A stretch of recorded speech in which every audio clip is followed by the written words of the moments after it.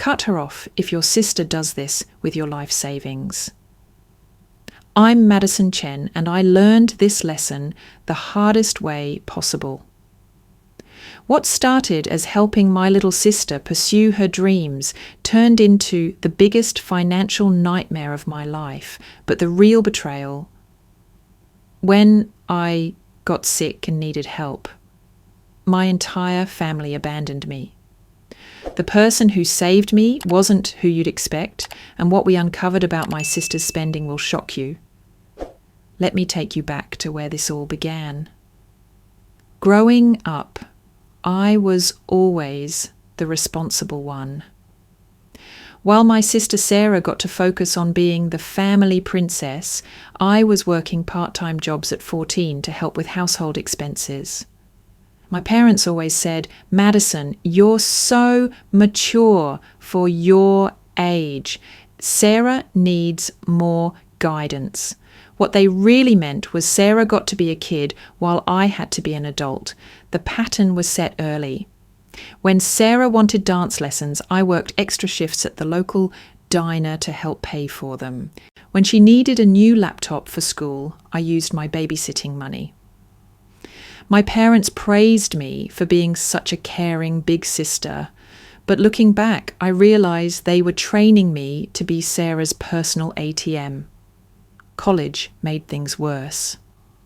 I got into a good engineering program, but financial aid only covered so much.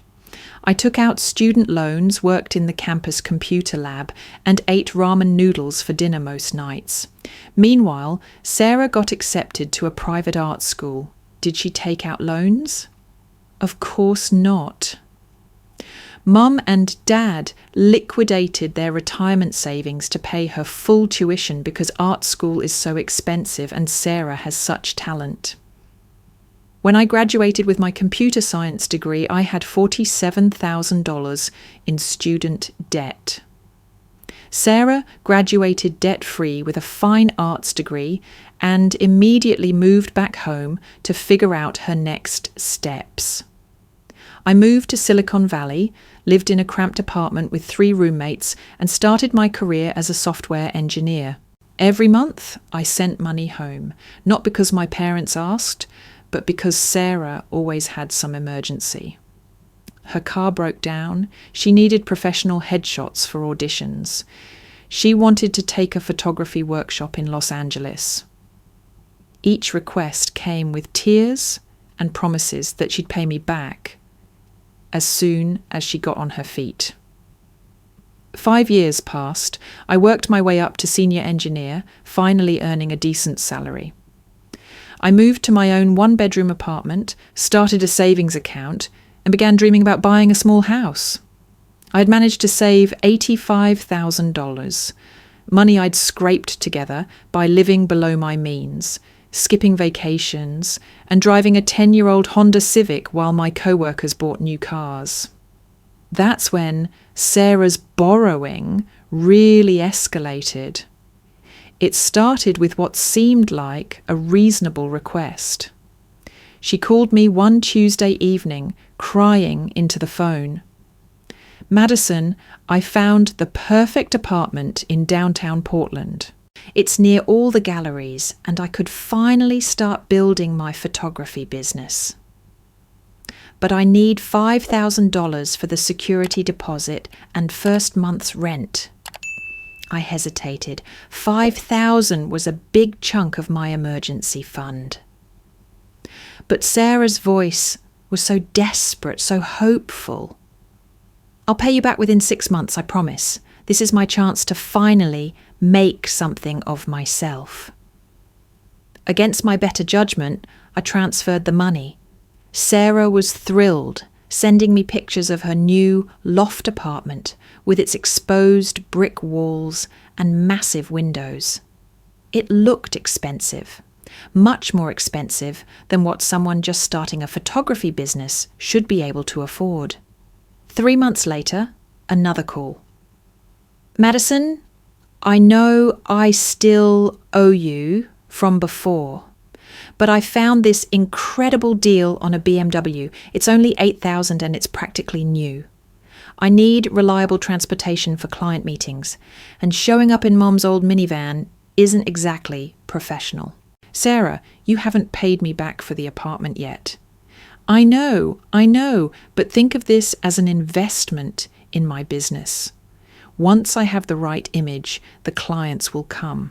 I'll be able to pay you back everything plus interest. The manipulation was subtle but effective.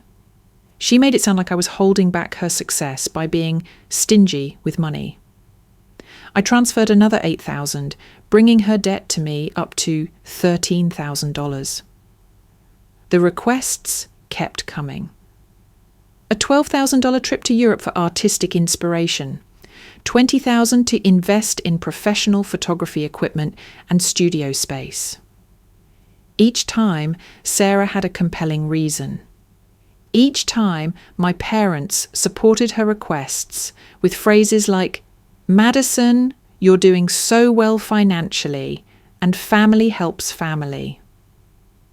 What really stung was watching Sarah's social media. While I was eating homemade sandwiches and shopping at thrift stores to rebuild my savings, Sarah was posting pictures from expensive restaurants, designer boutiques, and luxury spas. When I asked about it, she always had an explanation. "Oh, that dinner was a client meeting. I had to make a good impression. The spa day was a gift from a friend. Those designer shoes were on sale, practically free." I wanted to believe her because the alternative, that my sister was lying to me and using my money to fund a lifestyle she couldn't afford, was too painful to accept.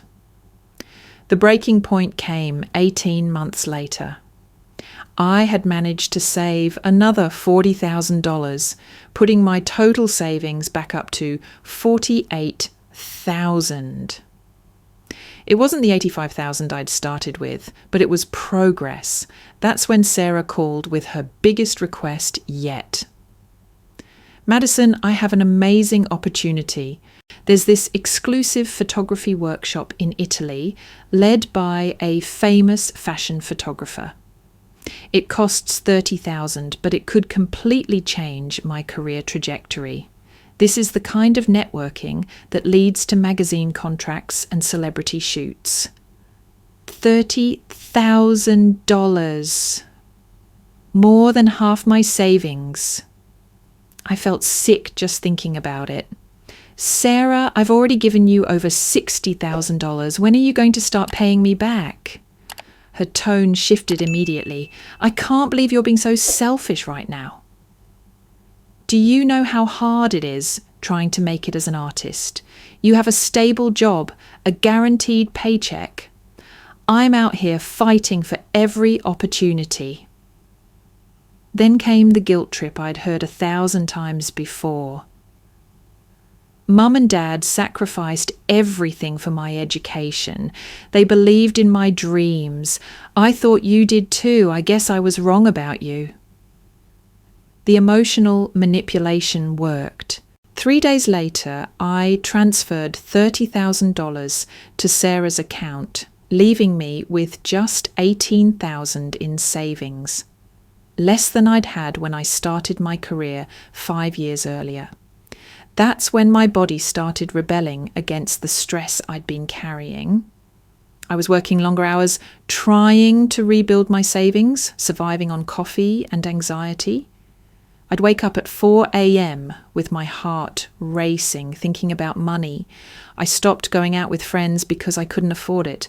I cancelled my gym membership, stopped buying groceries, and lived on whatever free snacks were available at the office. The warning signs were there for months. I felt exhausted all the time, even after sleeping 8 hours. I'd get dizzy standing up too quickly. My hands would shake when I was hungry, which was often since I was skipping meals to save money. But I ignored it all because I was focused on one thing, getting my financial security back. Then came the morning that changed everything.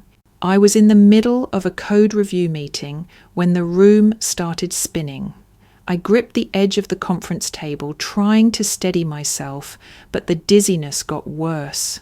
The last thing I remember is my coworker Alex calling my name before everything went black. I woke up in the emergency room with an IV in my arm and a concerned doctor asking about my stress levels and eating habits. The diagnosis was a wake-up call. Severe hypoglycemia caused by irregular eating, chronic stress, and early signs of insulin resistance. The doctor was blunt. Your body is shutting down from stress.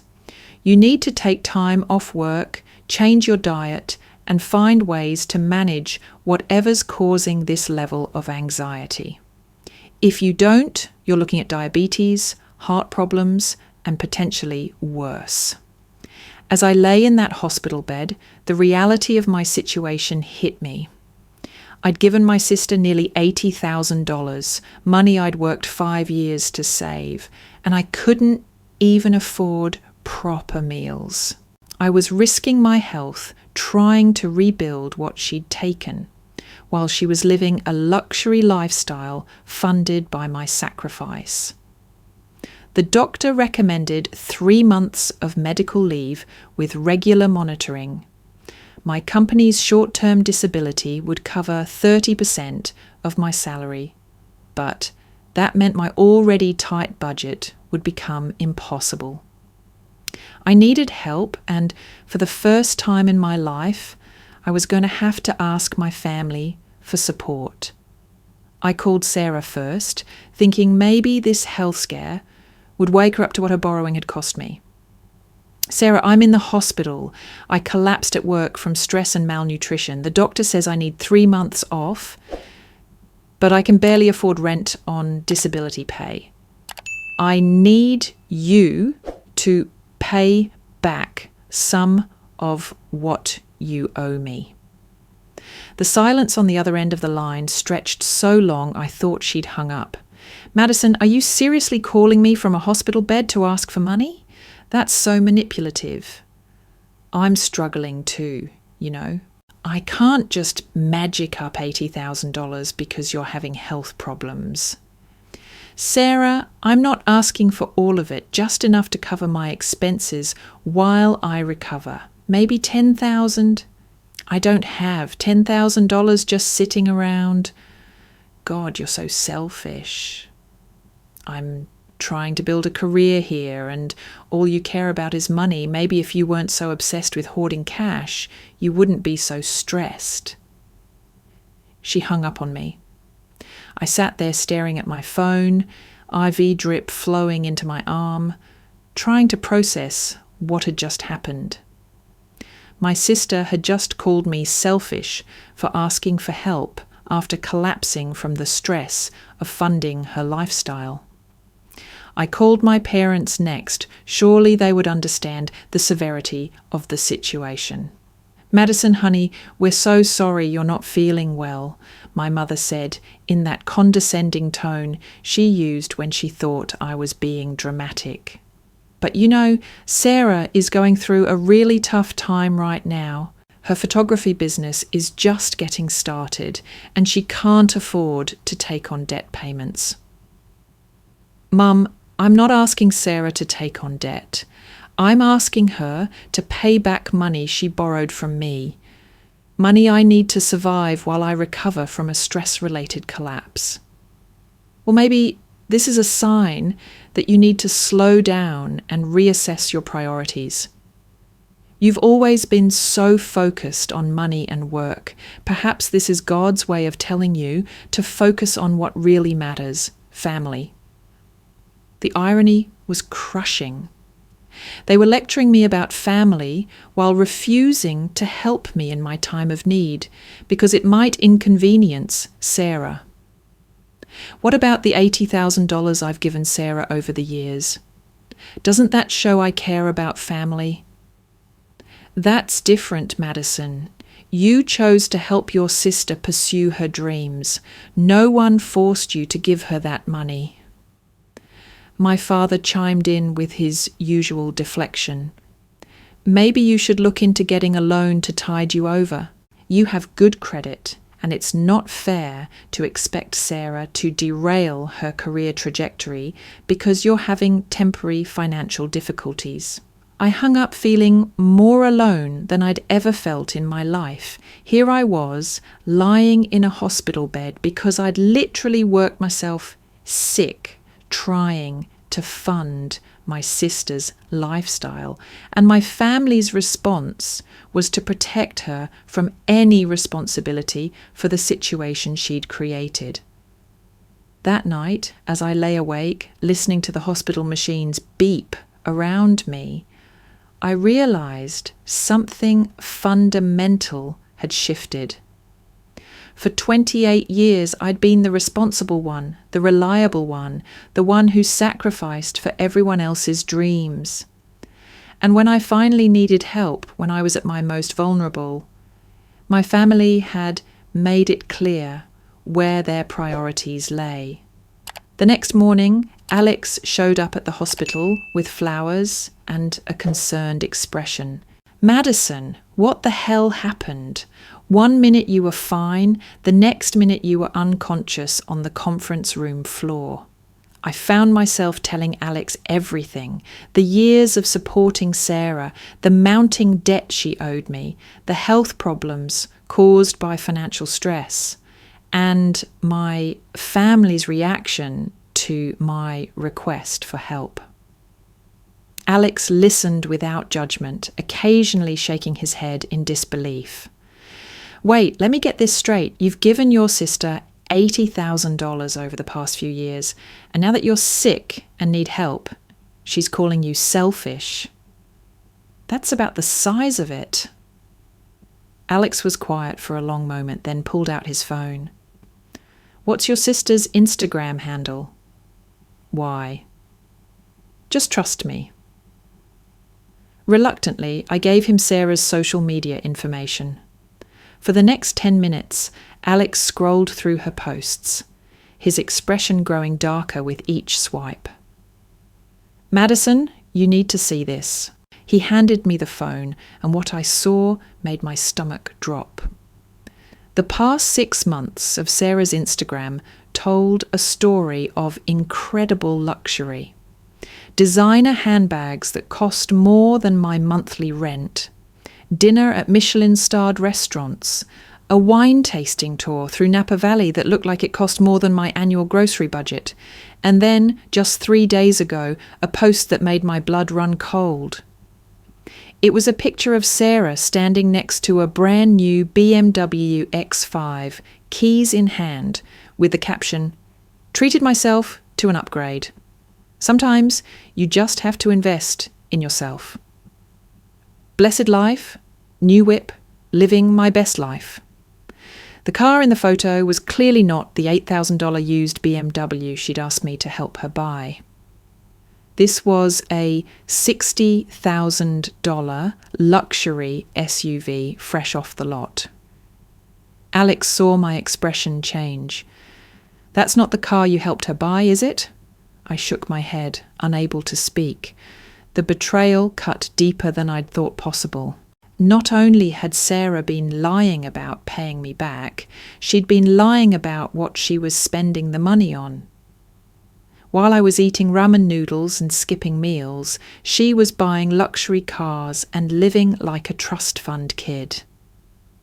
"Madison," Alex said gently, "I think it's time you knew exactly what your sister has been doing with your money." Alex didn't wait for my permission. Over the next hour, he methodically went through Sarah's social media accounts, screenshotting everything and taking notes. What he uncovered was a systematic pattern of deception that made my stomach churn. "Look at this," Alex said, showing me his phone. 3 weeks after you sent her money for professional photography equipment, she posted pictures from a weekend in Vegas. Bottle service, luxury suite, the works. And here, remember when she said she needed money for studio rent? That same week, she's posting about a shopping spree at Nordstrom. The evidence was overwhelming. Every major expense I'd funded had been followed immediately by lavish spending that had nothing to do with her supposed photography business. The Italy workshop. There were no photos from any educational sessions, just shots of her dining at expensive restaurants and shopping in designer boutiques. Alex, I feel like such an idiot. How did I not see this? Because you trusted your family, because you wanted to believe the best in your sister. That doesn't make you an idiot, Madison. That makes you a good person who got taken advantage of. Alex pulled out his laptop and started typing. I have a friend who's a lawyer. Let me send him these screenshots and get his opinion on your options. I can't afford a lawyer right now. You can't afford not to have one. And don't worry about the cost. David owes me a favour. Within an hour, Alex's friend David had reviewed the evidence and was calling us back. His voice was grim but determined. Madison, based on what Alex sent me, you have a strong case for recovering this money. The texts where Sarah explicitly promises to pay you back establish these as loans, not gifts. Her ability to make luxury purchases while claiming inability to repay suggests bad faith. We can file a civil suit, but more importantly, we can use the threat of legal action to force immediate repayment. How much could we realistically recover? Given her obvious ability to pay, evidenced by her continued luxury spending, I'd say we could recover most of it. The key is acting quickly before she has time to hide assets or claim poverty. Alex squeezed my hand. Madison, let David handle this. You focus on getting better. Over the next 2 weeks, while I was recovering at home, David worked behind the scenes. He compiled a comprehensive dossier of Sarah's spending, cross-referenced with the dates of my transfers. The pattern was damning. Within days of receiving money from me for business expenses or emergencies, Sarah would make purchases that cost more than what she'd borrowed. The breakthrough came when David discovered that Sarah had recently taken out a lease on a luxury downtown loft that cost $4,500 per month, far beyond what any struggling photographer could afford.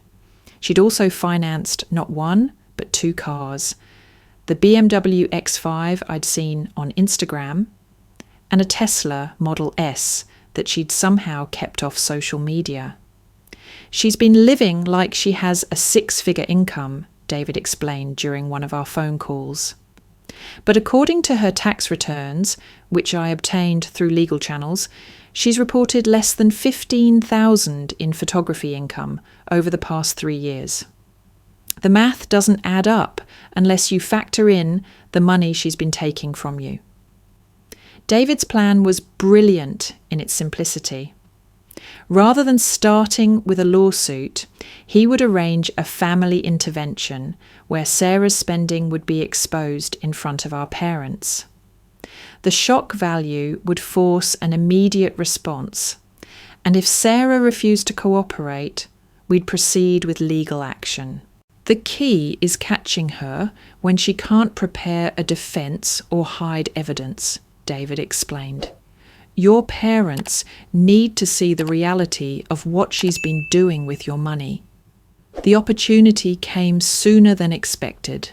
Sarah called me 2 weeks after I'd been discharged from the hospital, her voice bright and cheerful, as if nothing had happened. Madison, I hope you're feeling better. Listen, Mum and Dad are throwing me a surprise birthday party this Saturday at that new upscale restaurant downtown. I know you've been going through a rough patch, but it would mean so much if you could come. The audacity was breathtaking. She was inviting me to celebrate her birthday at an expensive restaurant while I was eating PB&J sandwiches because I couldn't afford groceries, but it was also the perfect opportunity. Of course I'll be there, Sarah. I wouldn't miss it. Great. And Madison, I know things have been weird between us lately, but I want you to know that I love you. A family is everything, right? I hung up, feeling sick, but Alex was grinning. This is perfect. David will meet us there with all the documentation. We'll let her enjoy her party for a bit, then present the evidence when your parents are present to witness everything.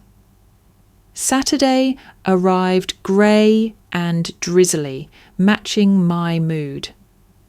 The restaurant Sarah had chosen was the kind of place where appetizers cost $40 and the wine list required a second mortgage.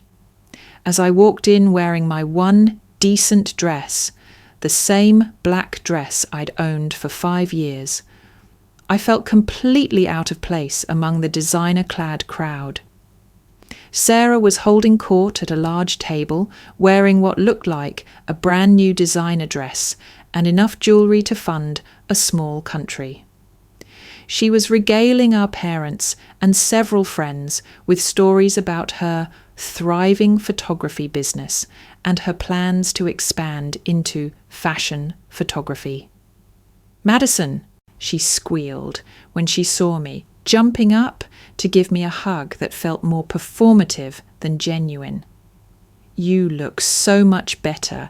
I'm so glad you could make it." Our parents greeted me with polite smiles that didn't reach their eyes. I could tell they blamed me for the tension in the family, as if my request for financial help during a medical emergency had been the problem rather than Sarah's years of deception. For the first hour, I played along. I listened to Sarah talk about her latest client projects, none of which seemed to exist beyond her imagination, and watched her order the most expensive items on the menu without blinking. When she ordered a $300 bottle of wine to celebrate, I caught Alex's eye across the room. He was sitting at the bar, nursing a beer and waiting for my signal. The moment came when Sarah stood up to make a toast. "I just want to thank everyone for being here tonight. This past year has been incredible for my career, and I couldn't have done it without the support of my amazing family. Especially my big sister Madison, who has always believed in my dreams." The irony was suffocating. She was thanking me for supporting her dreams while I was sitting there in a 5-year-old dress, recovering from a stress-induced collapse caused by funding those very dreams. I stood up slowly, my heart pounding. "You know what, Sarah? You're absolutely right. I have supported your dreams. In fact, I think everyone here should know exactly how much I've supported them." Alex appeared at my side as if by magic, with David right behind him carrying a briefcase. Sarah's smile faltered as she realized something was wrong. "Madison, what's going on?" "What's going on is that I'm tired of pretending everything is fine. David, would you mind sharing with everyone what you've discovered about how Sarah has been spending my money?" David opened his briefcase and pulled out a thick folder. "Ladies and gentlemen, I'm David Chen, an attorney representing Madison in a financial matter involving her sister Sarah. What I'm about to show you might be shocking." Sarah went pale. "Madison, you're being ridiculous. Can't we discuss this privately?" "We had that chance, Sarah. You hung up on me when I asked for help from a hospital bed." David began laying out printed screenshots on the table, creating a timeline that was impossible to ignore. On March 15th, Sarah requested $5,000 from Madison for a security deposit on an apartment. 4 days later, she posted photos from a weekend spa retreat that cost approximately $2,000. On June 3rd, she requested $8,000 for a used BMW, but purchased a $60,000 BMW X5 using Madison's money as a down payment. My mother gasped. "Sarah, is this true?" "Mum, you don't understand. Madison is twisting everything. That spa weekend was a gift from a friend, and the car situation is complicated." David continued relentlessly. On September 12th, Sarah requested $30,000 for a photography workshop in Italy. The workshop cost $12,000. The remaining $18,000 was spent on luxury accommodations, shopping and entertainment that had nothing to do with professional development He placed a final stack of papers on the table. In total, over the past 3 years, Sarah has received $78,000 from Madison under false pretenses. During this same period, she has reported less than $15,000 in business income, but has maintained a lifestyle requiring approximately $100,000 annually. The silence that followed was deafening. Our father, usually quick to defend Sarah, was staring at the evidence with his mouth open. Our mother looked like she might faint. Sarah tried one last desperate deflection. "This is so embarrassing. Madison, how could you air our private family business in front of everyone?" "This is my birthday party." "Your birthday party that you're paying for with my money," I said quietly. "Sarah, you owe me $78,000 and I need it back." I collapsed from stress because I was trying to rebuild the savings you drained while you were living like a millionaire. "I don't have $78,000. David smiled grimly. "Actually, according to our calculations, you do. Your BMW X5 has a trade-in value of $52,000. Your Tesla Model S, which you purchased last month with a loan using falsified income statements, has a value of $68,000. Your luxury apartment lease can be broken for a penalty of $9,000. The jewellery you're wearing tonight is worth approximately $15,000 based on the receipts we found in your social media posts." Sarah's face crumpled. "You can't make me sell my cars. I need them for my business." "What business?" Alex interjected. "Madison's been funding your lifestyle for 3 years, and you haven't produced a single paying client. You're not a photographer, Sarah. You're a con artist who's been scamming your own sister." The truth hung in the air like a toxic cloud. Our parents looked devastated, finally understanding the scope of Sarah's deception. Her friends were quietly gathering their things and making excuses to leave. The fairy tale she'd been living was crumbling in real time. "Sarah," our father said slowly, "is this all true?" Sarah's carefully constructed facade finally shattered. "Yes, okay? Yes, it's true, but you don't understand the pressure I've been under. Everyone expected me to be successful, to make something of myself. Madison has always been the smart one, the responsible one. I was just trying to keep up." "By stealing from your sister?" our mother whispered. "I wasn't stealing, I was borrowing. I always planned to pay her back when I made it big."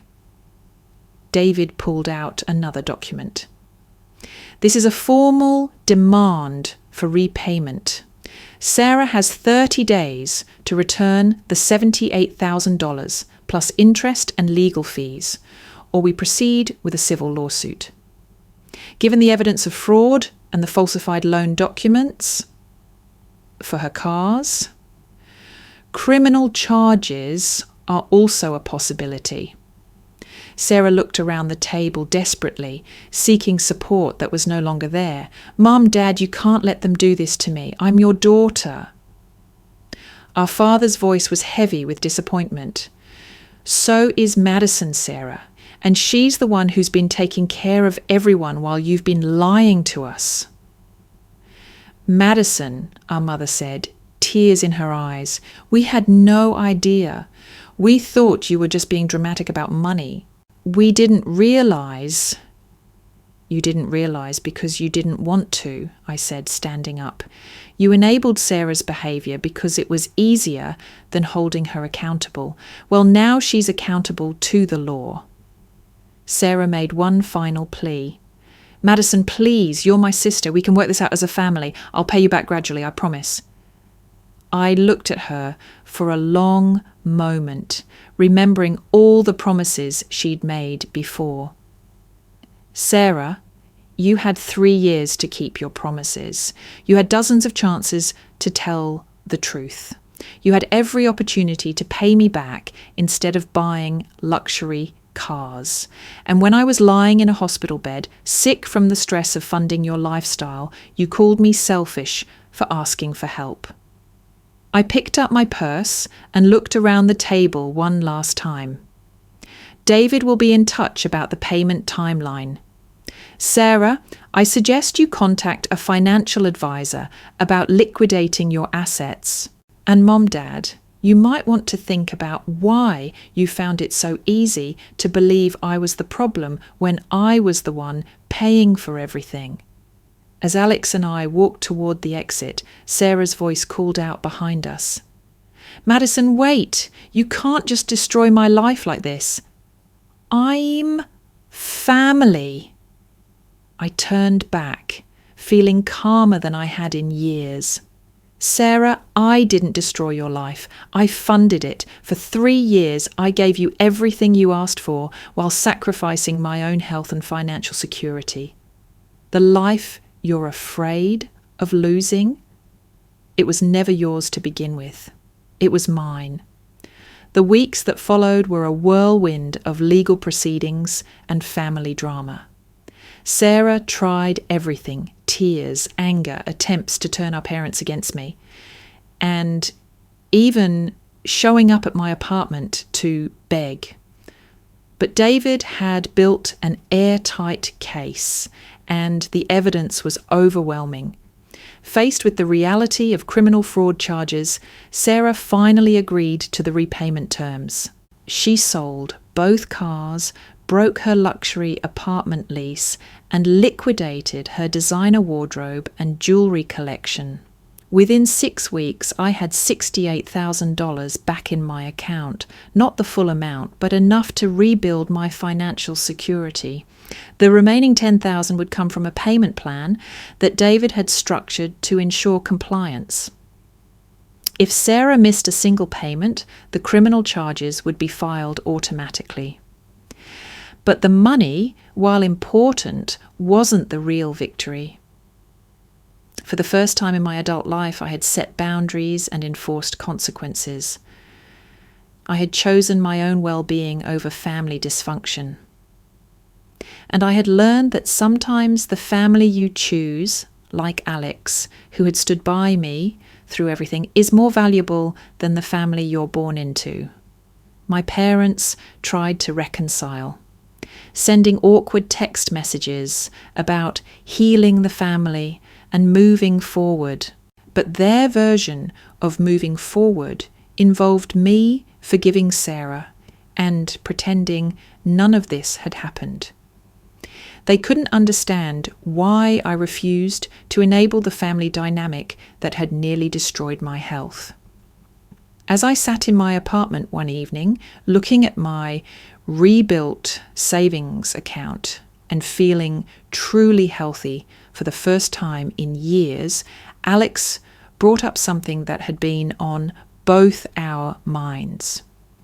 "You know, Madison, watching you handle all this, the way you stood up for yourself, the way you refused to back down, even when your whole family was against you, it made me realize something." What's that? I've been falling in love with you for months, but I was too scared to say anything because we work together.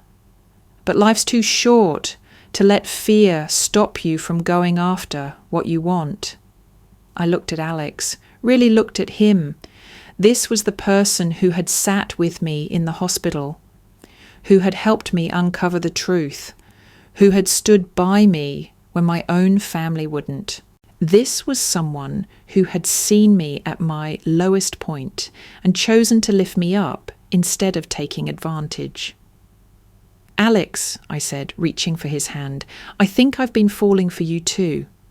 I was just too stressed and too focused on survival to recognize it. 6 months later, Sarah sent me a text message. I know you probably don't want to hear from me, but I wanted you to know that I'm in therapy now. I'm starting to understand how messed up my thinking was. I don't expect forgiveness, but I want you to know that I'm trying to become the person I should have been all along. I showed the message to Alex, who was now officially my boyfriend and the most supportive partner I'd ever had. What do you think? He asked.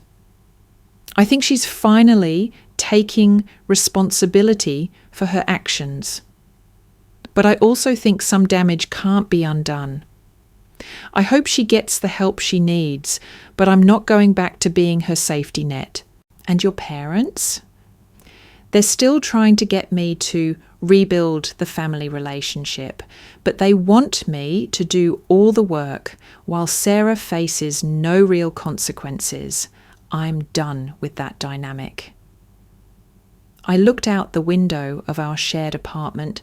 Alex and I had moved in together 3 months earlier and felt something I hadn't experienced in years. Peace.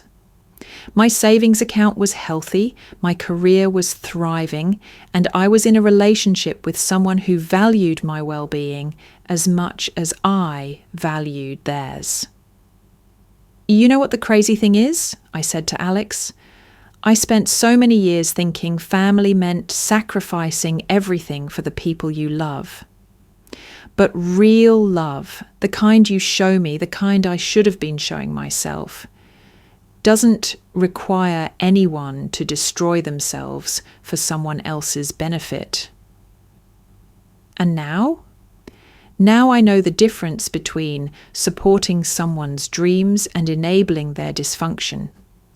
I know the difference between being generous and being a victim. And I know that sometimes the most loving thing you can do is refuse to participate in someone else's destruction of your life. As I finished telling my story, I realized that the girl who had collapsed in that conference room was gone forever. In her place was a woman who knew her worth, who could set boundaries, and who understood that being family doesn't give someone the right to drain your life savings while you work yourself into the hospital. If you've ever been the family ATM, if you've ever sacrificed your own well-being to fund someone else's lifestyle, if you've ever been called selfish for protecting your own financial security, I want you to know that you deserve better. You deserve relationships built on mutual respect, not exploitation. You deserve family members who care about your health and happiness, not just what you can provide for them. And if you're the Sarah in someone's life, if you're living beyond your means on someone else's dime while making excuses and promises you never intend to keep, it's not too late to change. But change requires honesty, accountability, and genuine effort to make amends. It requires facing the reality of what your actions have cost the people who loved you. The truth always comes out eventually. The only question is whether you'll have any relationships left when it does.